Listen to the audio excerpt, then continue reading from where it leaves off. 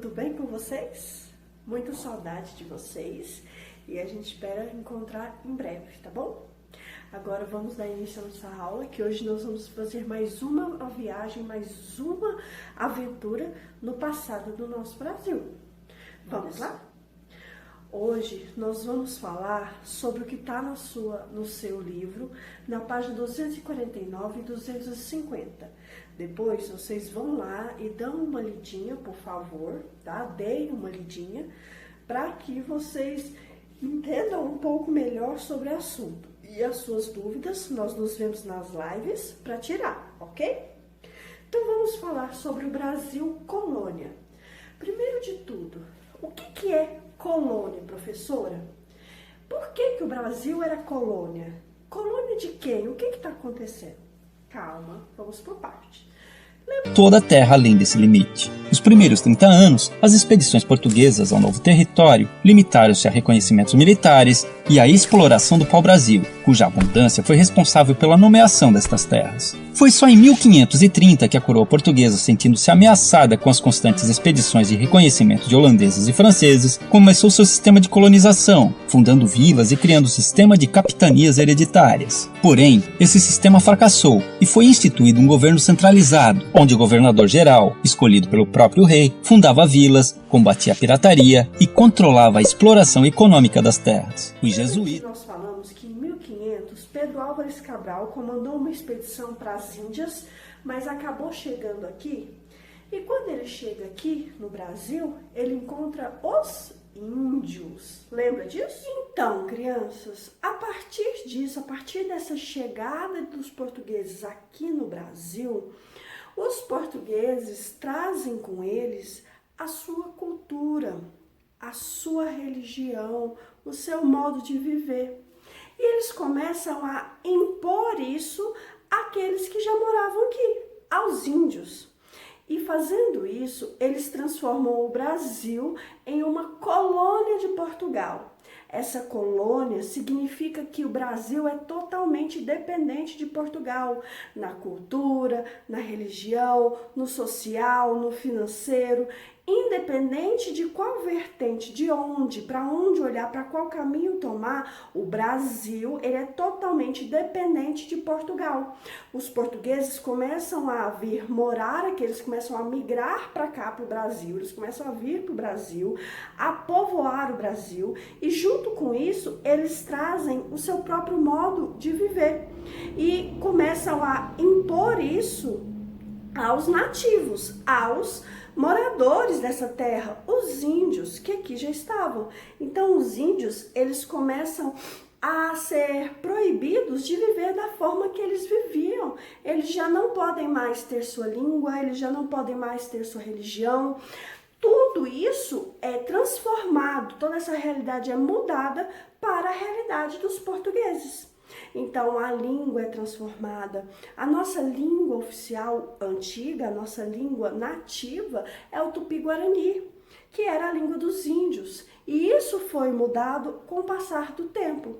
Tanto é que a variação da nossa língua é muito grande. Por quê? Porque nós não temos apenas uma vertente, nós não temos apenas uma raiz, nós temos várias raízes. Olha, a nossa cultura atual, ela é a miscigenação, ela é a transformação, ela é a junção de várias culturas que aqui estavam. A cultura dos portugueses que chegavam, a cultura dos nativos que já estavam aqui e também a cultura dos negros, dos africanos, que os portugueses trouxeram como mão de obra escrava. Então, todas essas três culturas são as raízes das nossas tradições. Nós temos ainda um pouquinho de cada uma. Muito importante vocês entenderem que o Brasil ser colônia de Portugal significa o Brasil ser totalmente dependente de Portugal. Significa que o Brasil ele não tem mais as regras, ele não pode mais viver de como ele vivia antes. Agora ele tem que viver como Portugal quer, da forma como Portugal impõe àqueles antigos moradores dessa terra. E com o passar do tempo, começa a vir mais e mais portugueses para cá, que é o processo de colonização. Isso, através da força, Portugal traz mais e mais pessoas para começar a morar aqui. E essas pessoas trazem a sua cultura, essas pessoas trazem o seu jeito de ser, o seu jeito de viver junto com eles. E isso choca com os índios, que eram os antigos moradores daqui. É por isso que hoje nós temos tantas tradições diferentes. As nossas raízes, elas vieram desses povos, dos europeus, que aqui chegaram, dos índios que aqui já estavam e dos africanos, os negros, que foram trazidos contra a vontade deles. Esses negros também fazem parte da nossa história e também construíram a nossa cultura, as nossas raízes. Todos esses povos, eles hoje fazem parte de nós. Todos nós temos um pouquinho de cada um deles. Isso se chama miscigenação, mistura. E isso é muito gostoso. O nosso Brasil, ele tem uma mistura de raças muito forte. E isso trouxe novas raças. Olha que legal, o encontro dessas três primeiras nos fez criar, nos fez ter novas raças. Olha que interessante. Todo esse processo, culturalmente, a história do nosso país, ela foi construída, ela foi desenvolvida para chegar ao que nós somos hoje.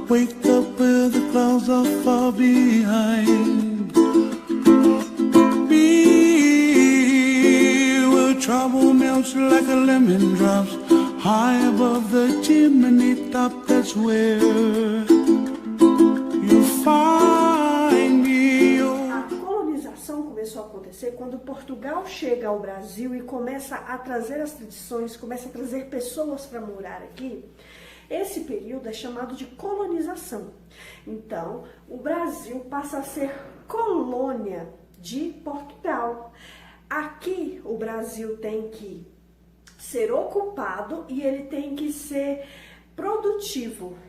e ele é administrado e ocupado pelos portugueses.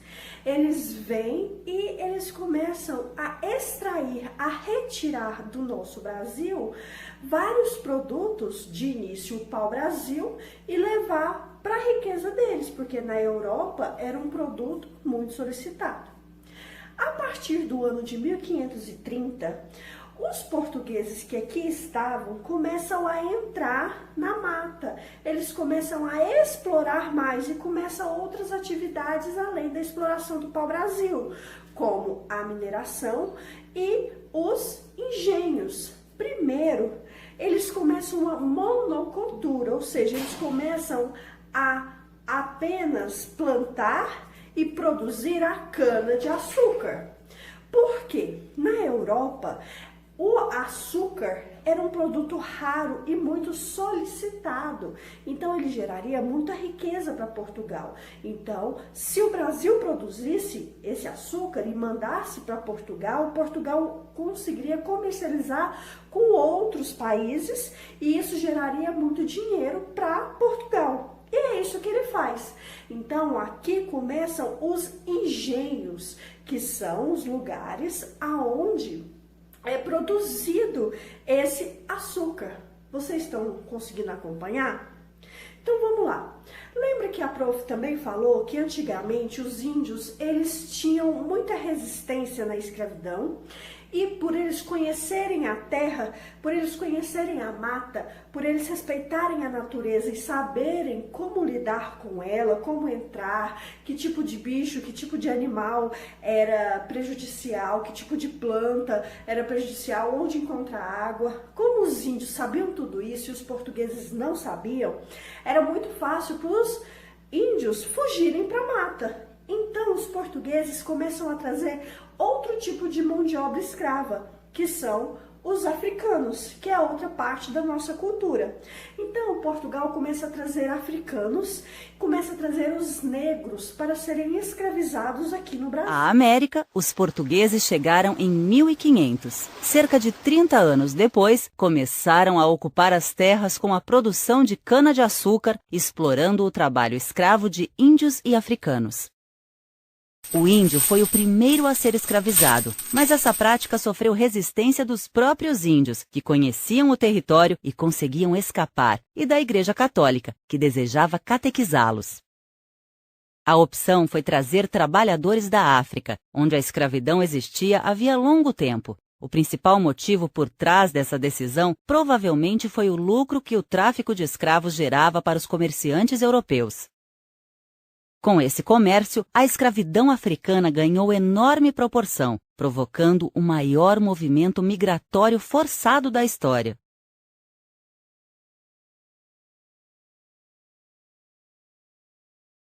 No início, os próprios europeus capturavam os cativos. Mais tarde, eles passaram a obter escravos dos chefes africanos, oferecendo em troca produtos como tabaco, cachaça e armas.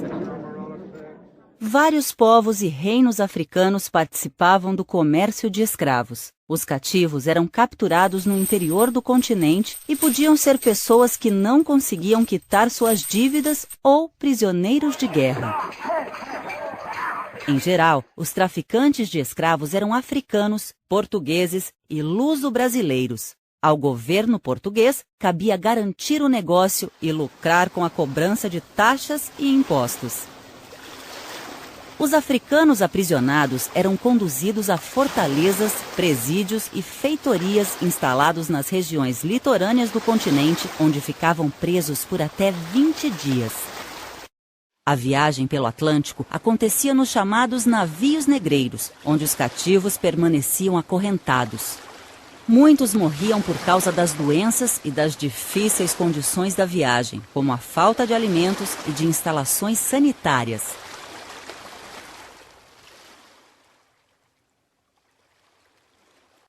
O Porto de Salvador era um dos principais lugares de desembarque de africanos no Brasil. Ao desembarcarem, os cativos recebiam cuidados para se recuperarem da viagem e poderem ser negociados nas cidades. A maior parte dos escravos seguia para as fazendas de cana-de-açúcar, onde não viviam mais do que 30 anos. Na nova terra, era preciso reconstruir a vida, aprender a língua, o trabalho e as regras do lugar, sempre convivendo com a vigilância dos feitores e com os castigos físicos. Inicialmente, os negros trabalham nas fazendas, nos engenhos, mas depois a mão de obra deles começa a ir para outros lugares, como serviços domésticos, outros tipos de plantações. Os negros começam a ser usados no comércio, na mineração, mas inicialmente eles vieram para cá para serem usados no engenho. Então, depois disso, muito tempo depois, o Brasil começa a produzir o açúcar por meio da monocultura da cana-de-açúcar e trazer riqueza, gerar riqueza, produzir riqueza para Portugal, ok? Então, mas prof, e os escravos? Os escravos aceitavam os negros, né? E os negros, eles aceitavam?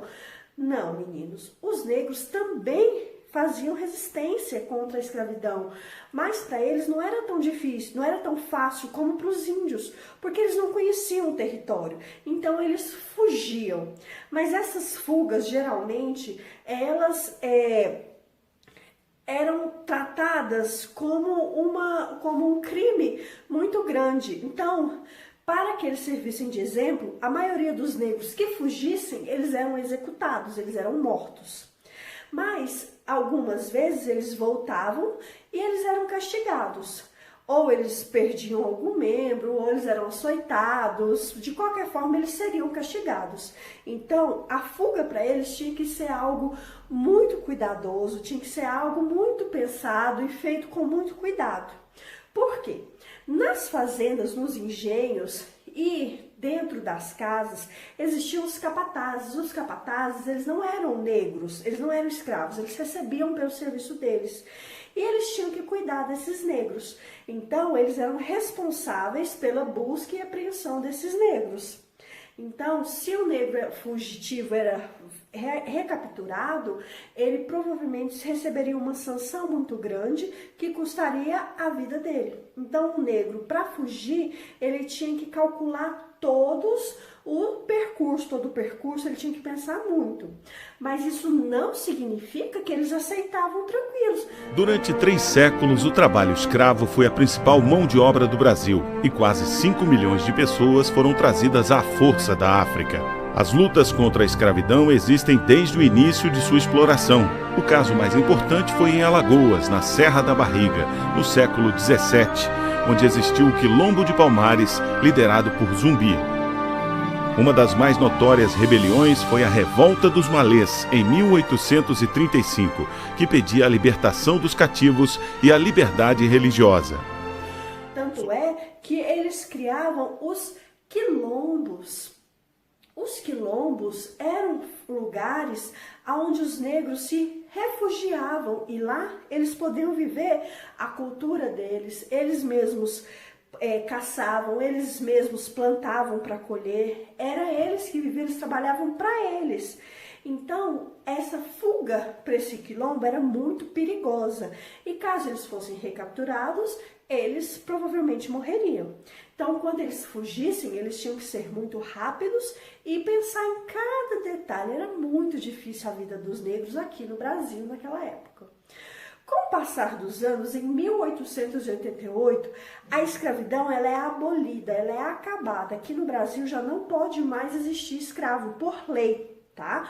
Isso aí, a coroa, por meio da princesa Isabel, ela assina, né, a Lei Áurea, que é aonde os escravos, eles ganham o direito à liberdade, eles não pertencem mais a ninguém. Então, não pode mais escravizar. Acabou? Não, meninos, não acabou. A escravidão ainda acontece por muitos e muitos anos. Mas os descendentes dos escravos, eles já podem lutar sem ter medo de morrer.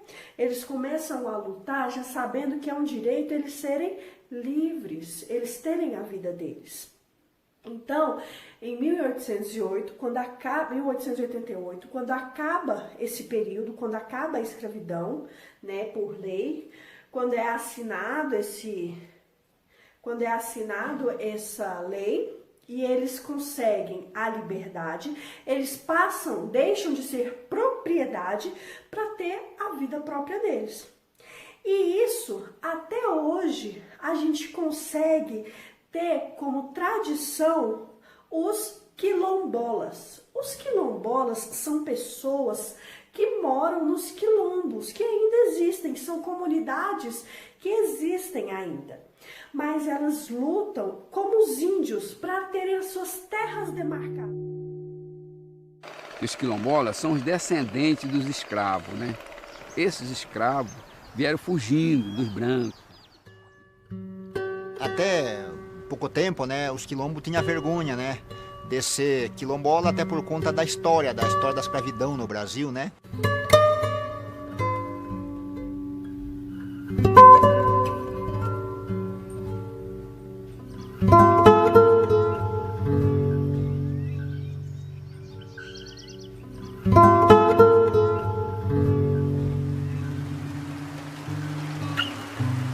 A pressão sobre a terra seja muito grande.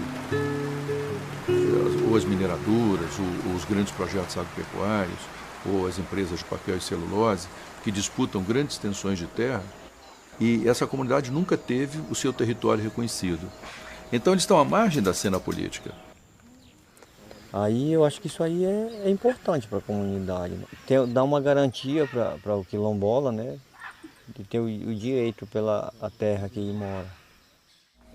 Treinamos essas comunidades e elas produzem os mapas que representam seus territórios, colocando nesses mapas o que elas consideram mais relevante. Porque o grupo usa o mapa numa ação judicial, usa o mapa numa defesa dos seus direitos territoriais. Uma sensação de menosprezo, é menosprezo mesmo. É menosprezar. Menosprezados que nós somos. Que nós não somos importantes, somos insignificantes numa nação que a gente ajudou a construir. É esse o meu sentimento. Os quilombolas são pessoas que moram nos quilombos, que ainda existem, são comunidades que existem ainda. Mas elas lutam como os índios para terem as suas terras demarcadas, porque lá eles vão poder viver um pouquinho mais da cultura deles, viver pela liberdade deles. Então, até hoje, os descendentes desses escravos que vivem nas comunidades quilombolas, eles lutam para a demarcação da terra deles, assim como os índios. Lembra que nós falamos sobre os índios? Que eles estavam lutando para ter a terra deles, e isso era um processo burocrático? Os quilombolas sofrem a mesma coisa. Lá no livro de vocês, da página que está aparecendo aí, vocês podem ver, olha só, tem vários exemplos de comunidades quilombolas. Olha, na página 252, ele apresenta para a gente o grupo Samba de Roda do Quilombo, numa comunidade quilombola em Laranjeiras, no Sergipe. Olha só que legal. Depois ele traz para a gente a festa de São Sebastião, na Bahia. Olha só que legal. Na página 253 nós temos também as quilombolas artesãs, que também é em São Paulo. Então a gente consegue perceber ainda, tem no Rio de Janeiro, que também está no livro. Nós conseguimos perceber ainda que várias regiões têm as tradições quilombolas preservadas. Então é muito importante essa luta, é muito importante o que eles representam na nossa história. E vocês precisam entender isso e respeitar. Nós precisamos respeitar as tradições e saber que eles são só diferentes da gente. Nós não somos melhores, eles não são melhores, nós somos só diferentes, como nós temos trabalhado e falado isso várias e várias vezes. Olha quanta riqueza de cultura nós já aprendemos sobre a cultura dos índios, a cultura dos portugueses, a cultura dos quilombolas, A nossa cultura é uma miscigenação, é uma mistura muito completa e muito rica. Então nós temos que lutar e continuar para preservar. É por isso que a demarcação das terras quilombolas é tão importante, da mesma forma que a demarcação da terra indígena, porque nessas terras eles conseguem preservar isso para que as nossas gerações futuras tenham contato com a nossa história e saibam o que aconteceu de verdade. Que nós temos vários pontos de vista, nós temos várias histórias a conhecer e isso é o que importa. Entenderam, meninos? Espero que vocês tenham gostado. A prof ama fazer essas aulas para vocês do fundo do coração. Eu espero que vocês também gostem.